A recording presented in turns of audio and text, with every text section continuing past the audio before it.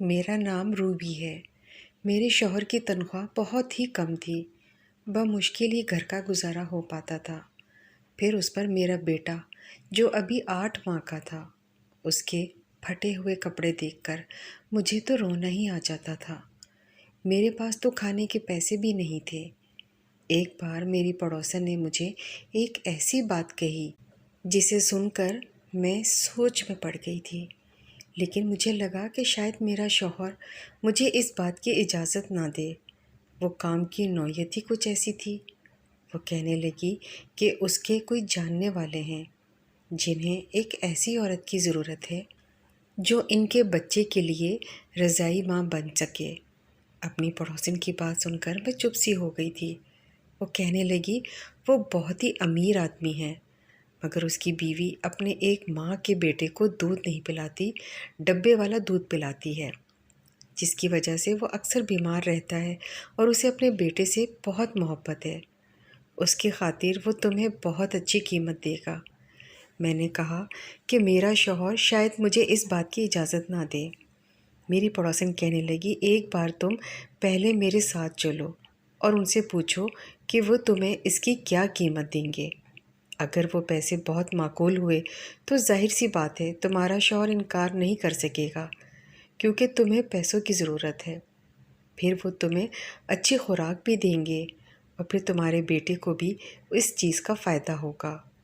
یہ سوچ کر میں چپ ہو گئی تھی۔ ظاہر سی بات ہے میرے شوہر کی بہت قلیل سی تنخواہ تھی۔ میرا اس میں گزارا نہیں ہوتا تھا، نہ ہی میں اچھی خوراک کھا سکتی تھی۔ میرا بیٹا بھی بے حد کمزور سا تھا اور اولاد کی خاطر میں یہ قدم اٹھانے کے لیے بھی تیار تھی۔ حالانکہ کسی دوسرے بچے کو گود میں بھرنا اور اپنے ہی بچے کے ساتھ اسے شریک بنانا آسان تو نہیں ہوتا، لیکن اپنے بچے کی خاطر میں یہ سب کرنے کے لیے تیار تھی۔ مجھے بھی اپنی پڑوسن کی بات ٹھیک ہی لگی۔ پہلے میں ان لوگوں سے بات کر لوں، تاکہ اگر مجھے وہاں سے اچھی تنخواہ ملنے کی امید ہوئی تو میں اپنے شوہر کو بھی قائل کر لوں گی۔ اگلے روز میں اپنے بچے کو گود میں لے کر پڑوسن کے ساتھ ان کے بنگلے میں پہنچ گئی۔ وہ واقعی بے تحاشا امیر لوگ تھے۔ جب میں اندر گئی تو اس گھر کی مالکن ٹانگ پر ٹانگ رکھ کے صوفے پر بیٹھی تھی اور بچہ بے تحاشا رو رہا تھا، اور ایک کم عمر ملازمہ کی گود میں تھا جو اسے فیڈر پلا رہی تھی، لیکن بچہ دودھ ہی نہیں پی رہا تھا۔ مالکن نے مجھے سر سے پیر تک بڑے غور سے دیکھا اور اس کے چہرے پر ناگواری سی چھا گئی تھی۔ کہنے لگی نہ جانے تمہارے مالک کے دماغ میں کون سا بھوسا بھرا ہوا ہے۔ آج کل لوگ بچوں کو ڈبے والا دودھ ہی تو پلاتے ہیں اور بچے پل جاتے ہیں، لیکن نہیں، اسے اپنی بات ہی پوری کرنا ہوتی ہے۔ کہنے لگی بہرحال یہ میرا مسئلہ نہیں ہے، تمہارے مالک ابھی کمرے میں ہی ہیں، باہر آتے ہیں تو ان سے بات کر لو۔ یہ کہہ کر وہ اٹھ کر باہر چلی گئی اور ڈرائیور کو پکارنے لگی کہ اس نے شاپنگ پر جانا ہے، اسی لیے گاڑی کو ریڈی کرے۔ میں تو اس عورت کو دیکھ کر حیران سی رہ گئی تھی کہ کیسی ماں تھی۔ خیر، پھر میں سوچنے لگی شاید کوئی بیمار عورت ہے جو کہ مجبوری کی حالت میں اپنے بچے کو اس کے حق سے مستفید کرنے سے قاصر ہے، لیکن یہ تو ہٹی کٹی عورت تھی، صحت مند بھی لگ رہی تھی، اپنے بچے کو اس نعمت سے نواز سکتی تھی۔ لیکن شاید آج کل کی ماڈرن قسم کی مائیں ایسی ہی ہوتی ہیں، اپنے بچے کو ملازمہ کے رحم و کرم پر ہی پالتی ہیں، اسے سینے سے لگانے کے بجائے ملازمہ کے ہاتھ میں دے دیتی ہیں۔ میں نے گہری ٹھنڈی سانس بھری۔ خیر، یہ تو وقت کی بات تھی۔ میرے پاس اتنے پیسے نہ تھے کہ اچھی خوراک کھاتی تاکہ میرا بیٹا بھی صحت مند ہوتا، اور اس عورت کے پاس سب کچھ تھا، لیکن یہ پھر بھی اپنی اولاد کو اس کے حق سے محروم رکھ رہی ہے۔ عورت اٹھ کے جا چکی تھی۔ کچھ دیر بعد ہی اس گھر کا مالک کمرے سے نکلا اور میری پڑوسن سے کہنے لگا کیا یہ ہے وہی خاتون؟ پڑوسن کہنے لگی جی یہی ہے۔ میرے گود میں پکڑے میرے بیٹے کو اس نے بہت غور سے دیکھا تھا، اور پھر میری صحت کو بھی کوئی بہت اچھی نہ تھی، میں دبلی پتلی سی تھی۔ وہ کہنے لگا انہیں تو خوراک کی اچھی خاصی ضرورت ہے۔ یہ بھلا میرے بچے کو کیسے پال سکتی ہے؟ میں نے اس کی بات سن کر کہا، روزی روٹی اللہ تعالیٰ کے ہاتھ میں ہوتی ہے۔ جس رب نے بچوں کی خوراک کا ذریعہ بنایا ہے تو طاقت بھی وہی دیتا ہے۔ میری بات سن کر اس نے بڑے غور سے مجھے دیکھا اور کہنے لگا، میرا بچہ بہت بیمار رہنے لگا ہے کیونکہ اسے ڈبے والا دودھ موافق نہیں آیا۔ ڈاکٹر کہتا ہے اس بچے کو ماں کے دودھ کی ضرورت ہے، اور میری بیوی کسی صورت بھی راضی نہیں ہے بچے کو دودھ پلانے کے لیے۔ میں اپنے بیٹے کے لیے بہت پریشان رہتا ہوں۔ میں نے کہا کہ آپ مجھے کتنے پیسے دے سکتے ہیں؟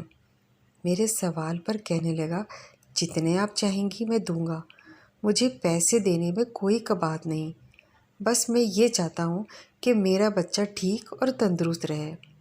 اس نے مجھے مہینے کا 50,000 کا کہا تھا۔ یہ سن کر تو میری آنکھیں پھٹی کی پھٹی رہ گئی تھی۔ یہ میری ضرورت سے اچھے خاصے زیادہ پیسے تھے۔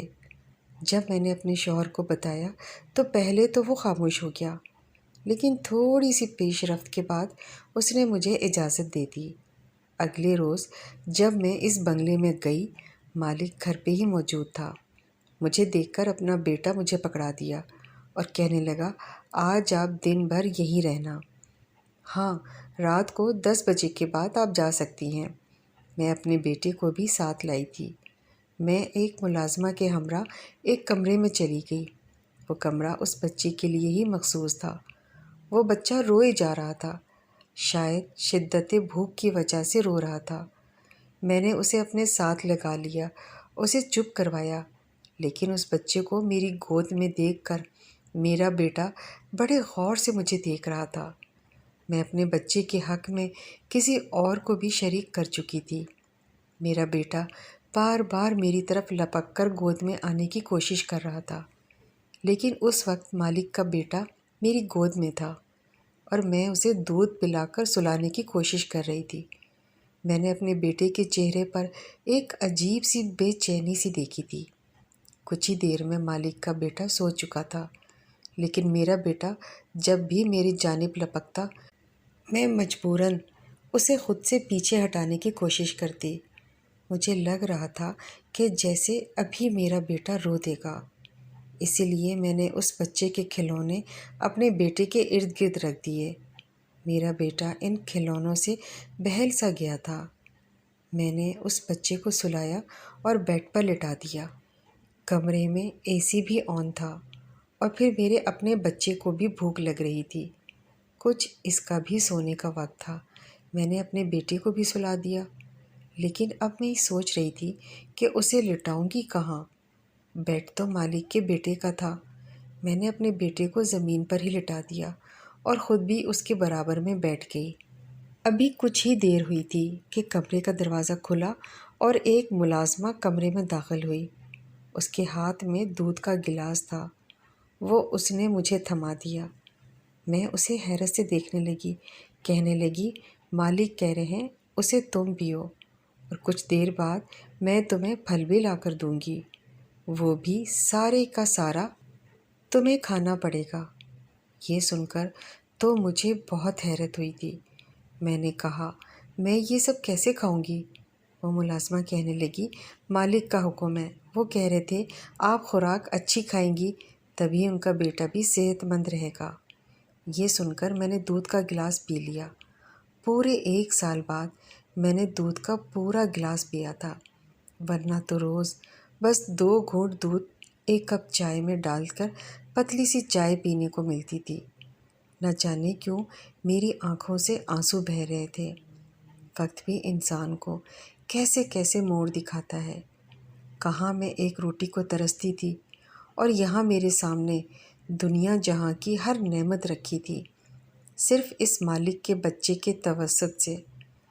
5 دن میں ہی میری صحت میں واضح فرق آنا شروع ہوا تھا، لیکن ایک چیز جو میں نے محسوس کی وہ یہ تھی کہ جب بھی مالک کے بیٹے کو کمرے میں لے کر جاتی، کچھ دیر بعد ہی مالک کسی نہ کسی بہانے سے کمرے میں آ جاتا، مجھے بڑی عجیب سی نظروں سے دیکھتا، مجھے الجھن سی محسوس ہوتی، میں فوراً اسے اس کے بچے کو گود سے اتار دیتی۔ وہ مجھے اپنے بیٹے کے متعلق پوچھنے لگتا۔ مجھے اپنے مالک کی یہ حرکت بہت بری سی لگتی تھی کہ وہ کمرے میں کیوں بلا جھجک آ جاتے ہیں۔ جب 4-5 دن یہی سلسلہ جاری رہا تو پھر میں نے ایک دن ان سے کہہ دیا، دیکھیں مجھے یوں اچھا نہیں لگتا، آپ بار بار میرے کمرے میں کیوں آتے ہیں؟ میری بات پر اس کے ماتھے پر بل پڑ گئے تھے۔ کہنے لگا، سچی بات بتاؤں آپ کو؟ میں نے کہا، جی فرمائیے۔ وہ کہنے لگا، دیکھیں میں آپ کو جو کھانے پینے میں اتنے لوازمات پیش کرتا ہوں، صرف اس لیے کرتا ہوں تاکہ میرا بچہ اچھی صحت کا مالک ہو۔ بس مجھے یہ وہم رہتا ہے کہ ہو سکتا ہے آپ میرے بیٹے کے بجائے اپنے بیٹے پر زیادہ توجہ دیتی ہوں گی۔ میں اگر پیسہ خرچ کر رہا ہوں تو اپنی اولاد کے لیے کر رہا ہوں۔ یہ سن کر تو میرا دماغ گھوم کر رہ گیا تھا۔ کیا سمجھتا تھا وہ مجھے؟ کیا میں بے ایمان ہوں؟ اس کا کھا پی کر اپنے بچے کو صحت مند کروں گی اور اس کے بیٹے کو پوچھوں گی بھی نہیں، یا اسے بھوکا رکھوں گی؟ میں نے کہا، صاحب میں غریب ضرور ہوں لیکن نمک حرام نہیں ہوں، اور آپ کو ایسے ہی شک ہے تو ٹھیک ہے، آپ کسی اور عورت کو رکھ لیں۔ یہ کہنے کے بعد میں نے اپنا بچہ گود میں اٹھایا اور باہر جانے لگی۔ وہ مجھے پیچھے سے پکارتا رہ گیا، لیکن میں 1 منٹ بھی وہاں نہ رکی اور اپنے گھر آ گئی۔ میں غریب ضرور تھی لیکن بے ضمیر نہیں تھی۔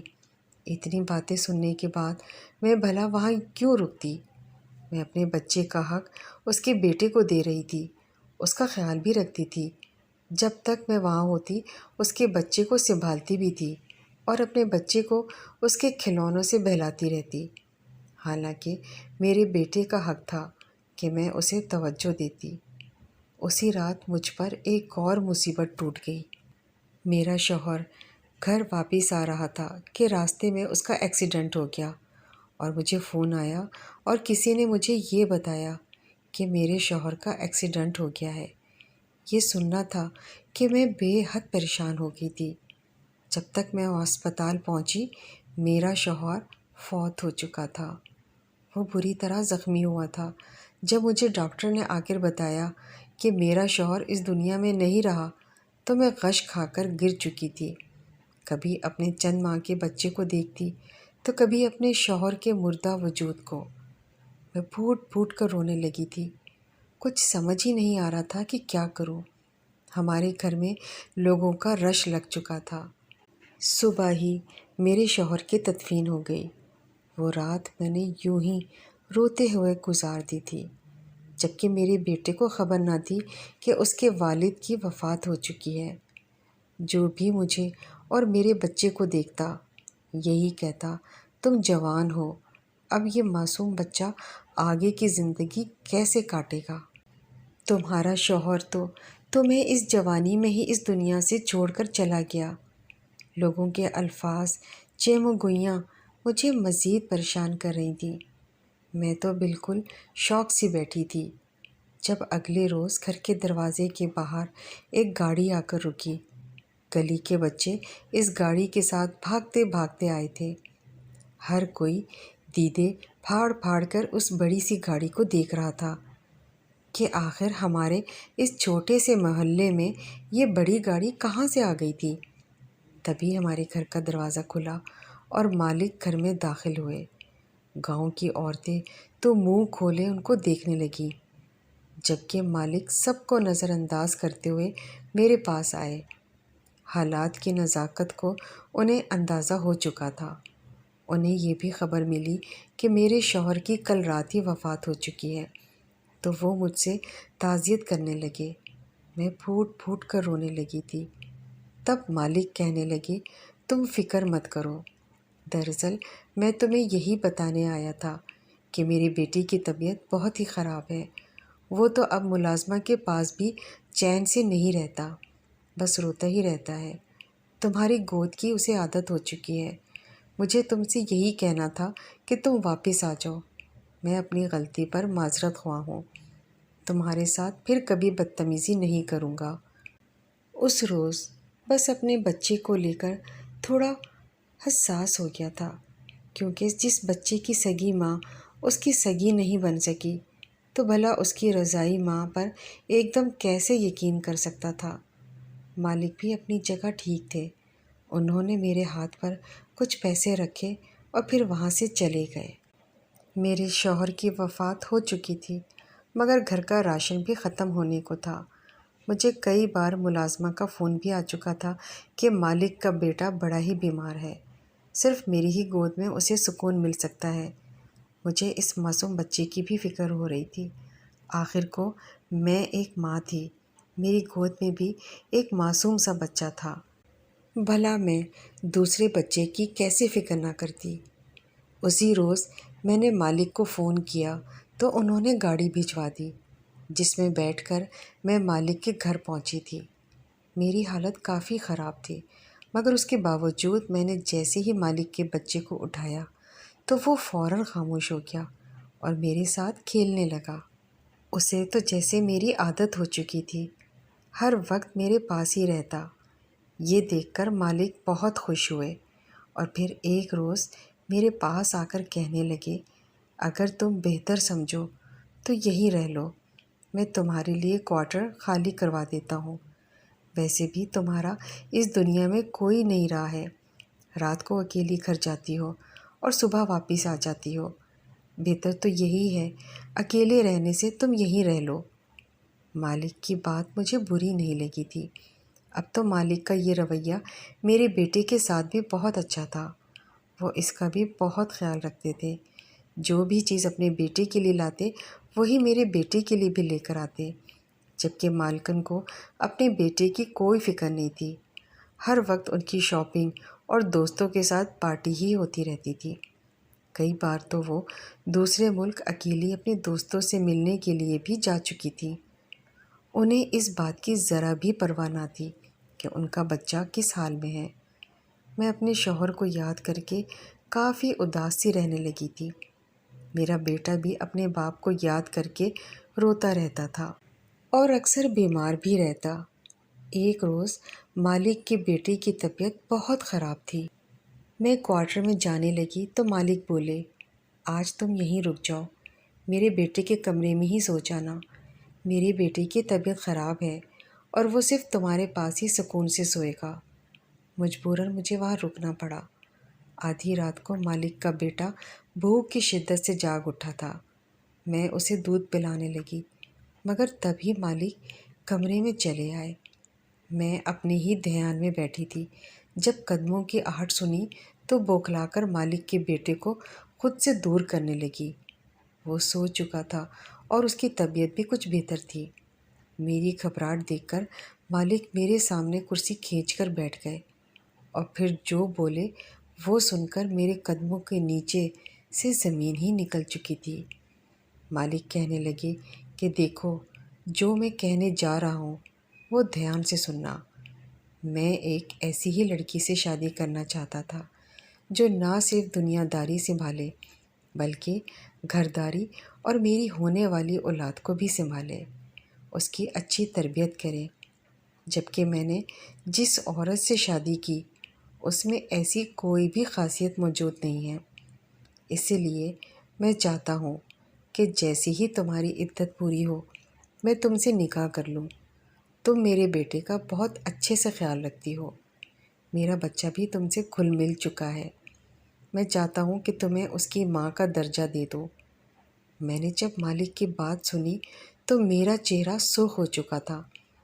میں نے فوراً اسے کہا کہ نہیں، مجھے صرف اپنے شوہر سے محبت ہے، میں ایسے کیسے آپ سے نکاح کر سکتی ہوں؟ ابھی تو اس کی قبر کی مٹی بھی سوکھی نہیں۔ اور میں وہاں سے اٹھ کر واپس اپنے کوارٹر میں چلی گئی۔ مگر مالک کہنے لگے کہ تمہیں اس فیصلے کا پورا اختیار ہے، تم جو کہو گی میں وہی کروں گا۔ مالک کا رویہ میرے بچے کے ساتھ بہت اچھا تھا۔ ان کی وجہ سے میرا بیٹا بھی آرام و آسائش میں پل رہا تھا۔ میں نے بہت سوچا، جب اپنے بچے کے مستقبل کو دیکھا اور مالک کے بیٹے کو، تو مجبوراً مجھے مالک کا فیصلہ ماننا پڑا۔ مگر مجھے مالکن کی طرف سے بڑی ہی بے چینی تھی۔ جیسے ہی میں نے مالک سے نکاح کے لیے ہاں کی تو مالکن یہ سن کر بھڑک اٹھی تھی۔ انہوں نے اسی وقت اپنے شوہر کے چہرے پر ایک تھپڑ دے مارا اور کہا کہ تمہاری جرت کیسے ہوئی کہ ایک ملازمہ سے شادی کر کے میرے سامنے لا کھڑا کرو۔ مالکن کسی امیر ماں باپ کی بگڑی ہوئی اولاد تھی اور مالک کو اپنا غلام سمجھتی تھی، مگر مالک نے انہیں کچھ نہ کہا اور 3 بار طلاق دے کر فارغ کر دیا۔ مالکن چیختی رہی۔ اس نے اپنے باپ کو فون کر دیا، مگر مالک بھی بہت غصے میں تھے، وہ کسی کی نہیں سن رہے تھے۔ اور پھر کچھ دیر بعد ایک بہت بڑی گاڑی آئی اور مالکن ہمیشہ کے لیے اس گھر سے چلی گئی تھی۔ ساتھ میں یہ دھمکی بھی دے گئی تھی کہ میں تم دونوں کو دیکھ لوں گی۔ اگلے روز مالک نے مجھ سے نکاح کر لیا تھا۔ مالکن کو اس کا باپ ہمیشہ کے لیے امریکہ لے کر چلا گیا تھا اور ان کا قصہ بھی ختم ہو گیا تھا، مگر مجھے بڑا افسوس ہوا تھا کہ کاش مالکن اپنے بیٹے کو وقت دیتی، اس گھر کو گھر سمجھتی، مگر ان کی دوستیاں تو بہت سے لوگوں سے تھیں اور ان کے پاس تو وقت ہی نہیں ہوتا تھا۔ اب کبھی کبھی مجھے لگتا ہے کہ میں نے یہ فیصلہ کر کے غلط کیا ہے، مگر شادی کے بعد جب میں نے مالک کی محبت دیکھی تو میں خود کو خوش قسمت تصور کرنے لگی۔ شاید یہ سب کچھ میرے نصیب میں لکھا تھا۔ میرے بیٹے کو باپ کا پیار مل رہا تھا، وہیں مالک کے بیٹے کو ایک ماں کی محبت مل رہی تھی۔ میں اپنے رب کی ذات کا شکر ادا کرنے لگی۔ اس نے کیسے ایک در سے باقی در کھولے تھے اور میری زندگی خوشیوں سے بھر دی تھی۔ امید کرتی ہوں آج کی یہ سچی کہانی آپ لوگوں کو پسند آئی ہوگی۔ ویڈیو کو لائک اور شیئر کر دیں۔